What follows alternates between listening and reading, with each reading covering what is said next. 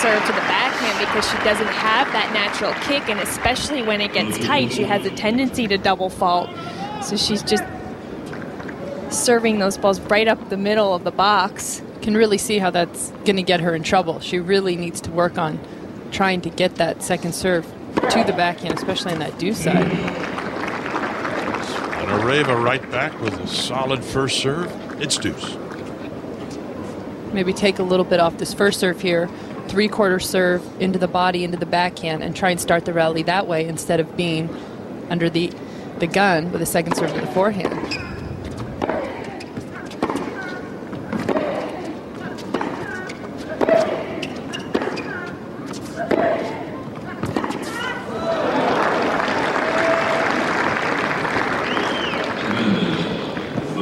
That's what I've enjoyed about watching Zvonareva. Again, that backhand down the line. She hasn't been afraid to go to Ivanovic's forehand.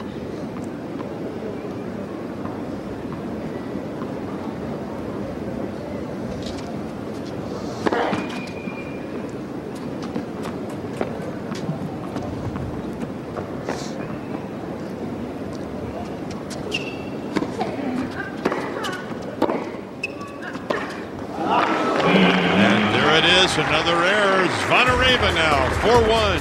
Final set. Zvonareva, the Russian, now back to 4-1 in the final set. A rare smile at this point. I don't know what she'd be smiling about, Lindsay, at this point. Maybe she's looking over to her box for some comfort. Yeah. Maybe Fernando Verdasco. Hey, where are we going for dinner later, Fernando? This has not been a good day so far. Second serve, 1-4. Such an interesting time in Ivanovic's career. Obviously, the first half of the year was her breakthrough year. Really introduced her to the entire world as the future of women's tennis. Here we had this girl come through to win a Grand Slam. Very good looking, very nice, speaks well. She definitely had her introduction to the world, but now all of a sudden it's a semi-free fall. She's definitely snowballing, losing her confidence, and the question for her will be, how will she get it back?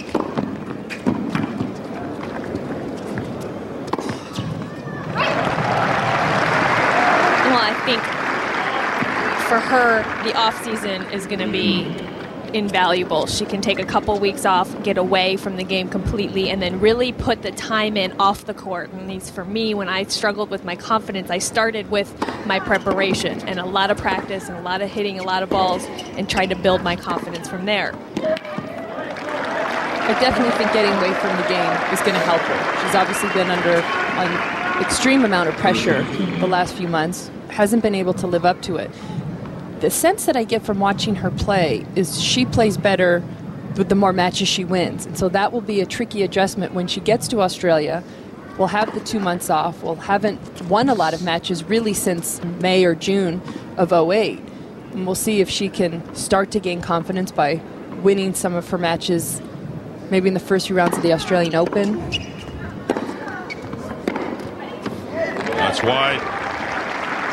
Speaking of getting away from the game, Lindsay, what did you do to get away from tennis when you were playing a lot of tennis throughout the year? I felt like one of the things I always had going for me, and I was very lucky compared to some other tennis players, was that I definitely was raised to have a life outside tennis. I had a wonderful family who kept me in school even when I turned pro at 15, 16. Obviously, I met my husband at 22.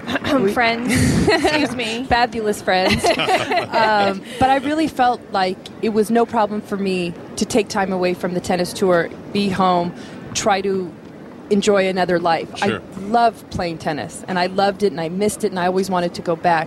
But I felt like when I wasn't at a tournament, I could get away from it.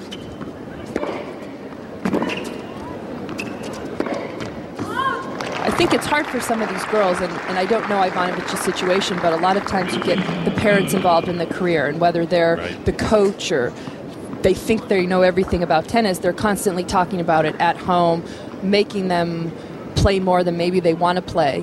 And I think it's important for every girl that plays tennis to have somebody who influences them that is looking out for them, not looking out for the money or looking out for the notoriety, but really trying to keep the player's best interest at heart. I was very fortunate with that in my career. Lindsay, we're going to see you back on the competitive tennis court before too long? I hope so.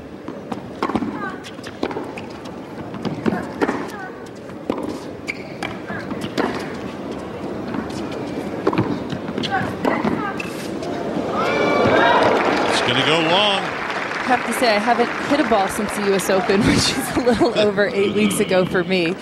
I had a tough knee injury this summer. We'll see how it feels in the next few weeks. But now with a 16-month-old that's turned into a little bit of a terror, my life is Well, that'll keep you in shape. Spunky. quite busy.